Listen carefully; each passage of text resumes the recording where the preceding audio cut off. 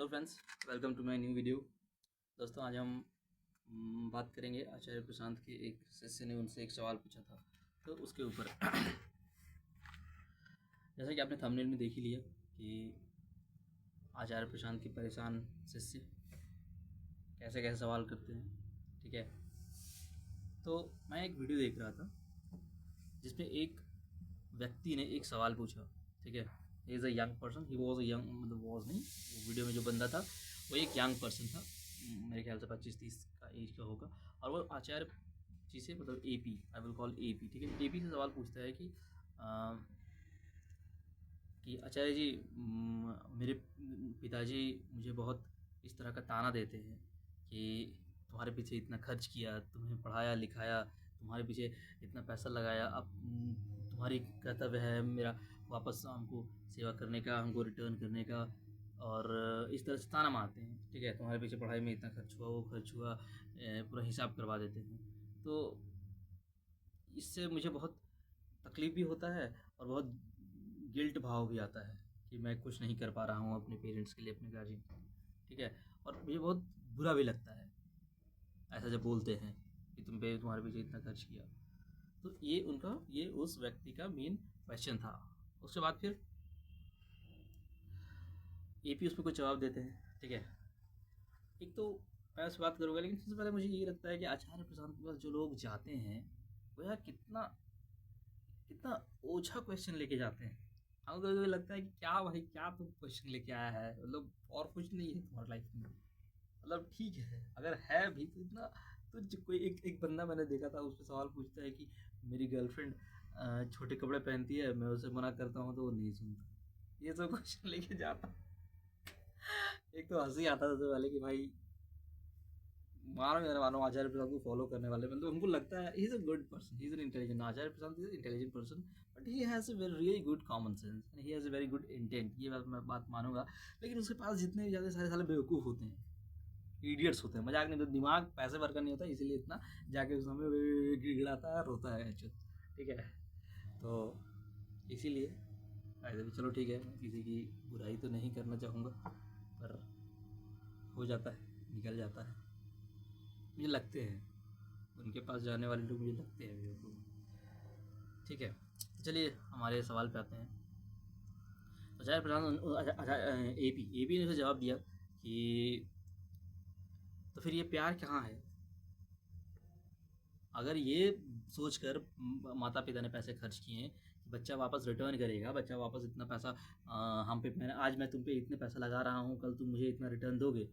तो उन्होंने कहा उस व्यक्ति से, उस आदमी से, कि जाओ और अपने पिताजी से मांगना, कॉन्ट्रैक्ट कहाँ है, कॉन्ट्रैक्ट दिखाइए, कहाँ वो कॉन्ट्रैक्ट है, एग्रीमेंट। क्योंकि अगर ये तो प्यार, ये तो व्यापार है, और व्यापार है तो एग्रीमेंट होना चाहिए दो पार्टी के बीच में कि मैं इतना इतना पैसा तुम पे लगा रहा हूँ, तुम इतने समय के बाद इतना मुझे रिटर्न करोगे, और उसमें मेरा हस्ताक्षर, दोनों का हस्ताक्षर, दोनों का साइन होना चाहिए। मांगना वो एग्रीमेंट, और नहीं दे पाए तो बोलना कि जब एग्रीमेंट है नहीं, कॉन्ट्रैक्ट, तो कॉन्ट्रैक्ट इन्फोर्सिबल कहाँ से हुआ, मैं वो पुराने के लिए, पूरा करने के लिए बाध्य नहीं हूँ। ठीक है, जो कि बात मुझे बिल्कुल सही लगी, एकदम सवाना सही बात। देखो, अगर कोई रिलेशनशिप है तो उस रिलेशनशिप में आप दो चीज़ से रहते हो। एक तो इंसान का खुद का स्वार्थ रहता है सबसे पहला। ठीक है, अगर इंसान का स्वार्थ ना रहे तो बिना स्वार्थ का वो कोई रिश्ता ना बना, ना तो दोस्ती का, ना पति पत्नी का, ना तो माँ बाप बनने का। माँ बाप बनने में भी स्वार्थ रहता है। एक व्यक्ति का स्वार्थ रहता है, अपना स्वार्थ के लिए वो माँ बनती है या बाप बनता है। ठीक है, सबसे पहला अपना स्वार्थ के लिए रिश्ता बनाता है। दूसरा बात,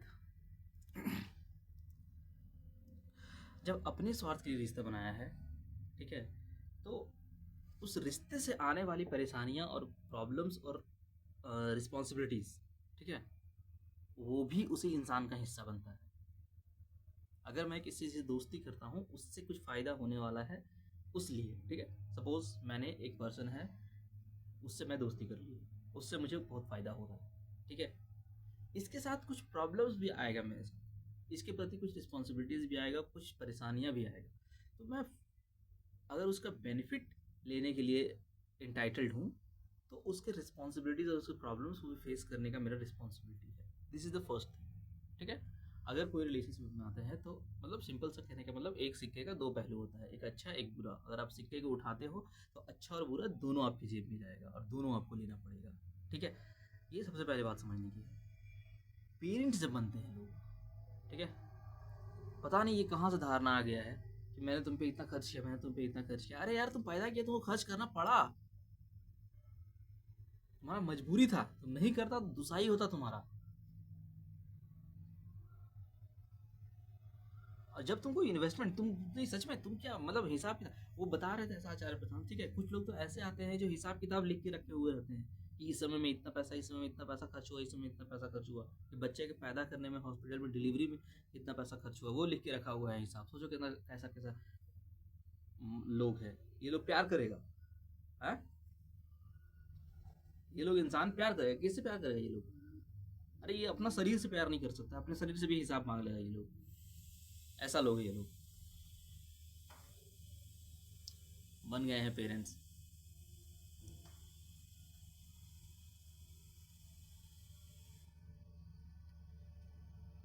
पूरा आई एम टेलिंग यू ना, एकदम कम्प्लीटली इट्स कम्प्लीटली डिस्टॉर्टेड।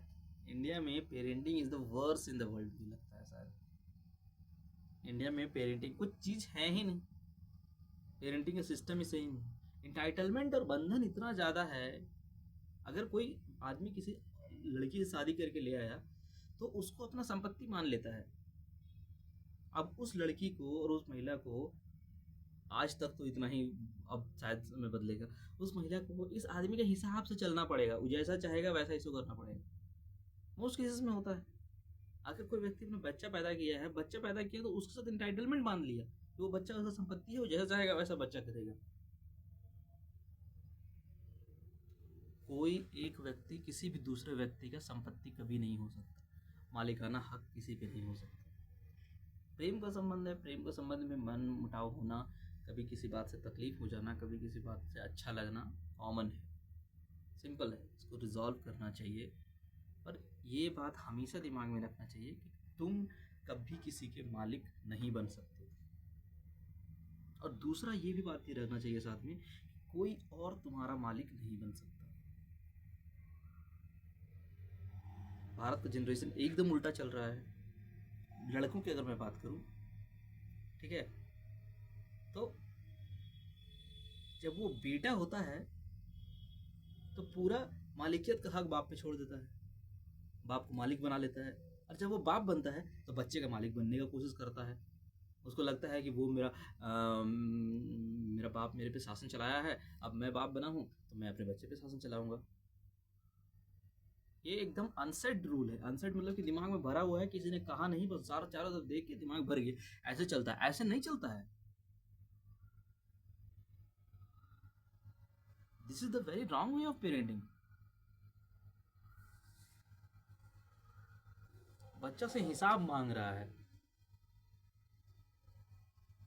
वही बच्चा नहीं पैदा हुआ रहता तो फिर दुनिया तरह से हिसाब मांगता।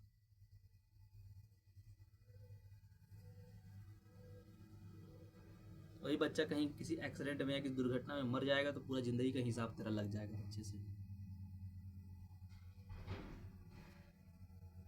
वो बच्चा ऐसा भी कहा, वो आचार्य प्रशांत का जो शिष्य था, ठीक है, उसने ऐसा भी कहा कि उसके पेरेंट जो हैं, उसके बगल में पड़ोस में कोई लड़का है जिसका बहुत अच्छा जॉब लग गया, बहुत अच्छा पैकेज का। उसे कंपेयर करते रहते हैं कि देखो उसका बेटा ये कर लिया, उसका बेटा वो कर लिया, तुम कुछ नहीं कर रहे हो, तुम एकदम नालायक हो, तुम पे तो पैसे लगाना ही बेकार हो गया मेरा। तो आचार्य प्रशांत बड़ा अच्छा चीज़ कहते हैं उसमें कि अगर आप इन्वेस्ट कर रहे हो तो रिस्क को कम करने का तरीका है कि डाइवर्सिफाइड पोर्टफोलियो रखना चाहिए, मतलब कि अलग अलग जगह पे इन्वेस्ट करना चाहिए। तो उन्होंने कहा कि अपने बाप से कह देना कि सारा पैसा मुझ पे क्यों इन्वेस्ट किया, थोड़ा पैसा पड़ोस वाले के बच्चे पे लगा लिया होता, वहां से रिटर्न आ जाता। ऐसा होता है ना शेयर्स में, स्टॉक मार्केट में आप इन्वेस्ट करते हो या फिर टोटल इन्वेस्टिंग जर्नी में, तो कहा जाता है कि थोड़ा इक्विटी में इन्वेस्ट करो, थोड़ा डेट्स में इन्वेस्ट करो, थोड़ा गोल्ड्स में इन्वेस्ट करो, ठीक है, थोड़ा कैश रखो, ये ताकि आपका रिस्क मिनिमाइज हो सके। उसी तरीके से एक जगह रिटर्न कम आया, दूसरी जगह तो पड़ोसी से रिटर्न ज़्यादा आ जाता, रिस्क मिनिमाइज हो जाता। ठीक कहते हैं, ठीक कहते हैं। इन बच्चों को क्या बोले, इन बच्चों को जो सवाल पूछने के लिए आए हैं आचार्य प्रसाद से, इन्हें जवाब देने का तरीका नहीं पता, कैसे जवाब देना है। सबसे बड़ा बात बताया क्या है, सबसे बड़ा बात बता रहा हूँ, सब बच्चों को, जितने भी बच्चों को पाला जाता है सबको डरपोक बनाया जाता है, डरपोक बनाया जाता है, हर चीज़ से डरपोक बनाया जाता है। क्योंकि अगर डरपोक नहीं रहेगा वो कदम उठाएगा और तुम्हारे बाड़े से बाहर निकल के चला जाएगा, तुम उसे रोक नहीं पाओगे, पकड़ नहीं पाओगे।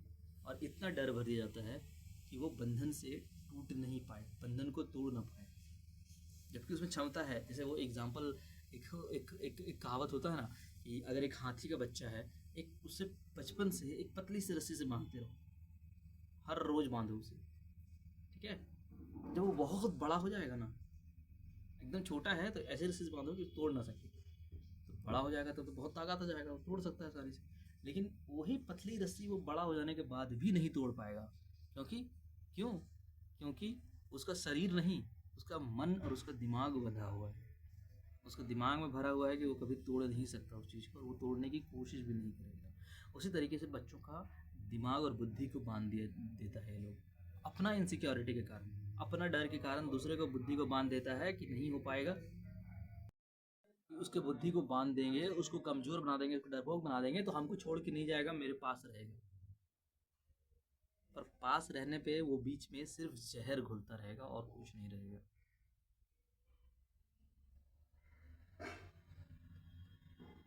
पता नहीं मैं ये सब बातें क्यों करता हूँ, अपने लाइफ में बहुत देखा है ये सब चीज़ें, बहुत फेस किया है, लगता है मैं तो बाहर आ चुका हूँ।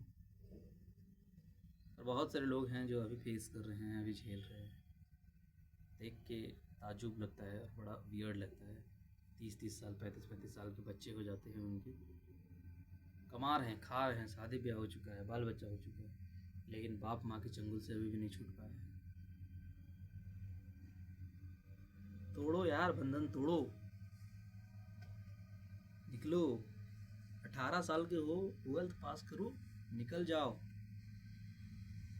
जो व्यक्ति जो अच्छा लगे वो करो, जो उचित लगे वो करो, कम करो, छोटा करो, और माँ बाप के बंधन में मत बंधे रहो।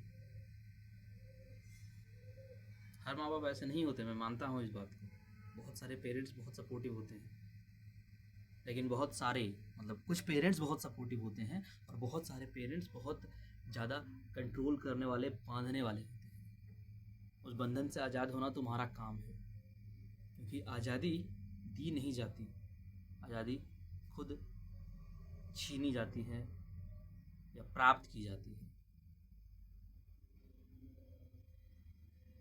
समझ रहे हो। माँ बाप, पेरेंट्स, गार्जियन, वो अपनी इनसिक्योरिटी में फंसे हुए हैं, वो तुम्हें कभी नहीं चाहेंगे कि तुम आज़ाद हो जाओ, निकल जाओ, तुम पंख फैला के उड़ सको, वो उनकी प्रॉब्लम्स है, और उनके प्रॉब्लम में तुम फंसे हुए रहोगे, फंसे रह जाओगे बाबू। निकलो, बस इतना ही कहना है। अपना ओपिनियन शेयर कीजिएगा, आपको अगर आप ऐसे प्रॉब्लम से फंसे हुए हैं या आपको लगता है कि आपके आसपास कोई ऐसे हैं, ज़रूर कोई ना कोई स्टोरी शेयर कीजिएगा। Thank you.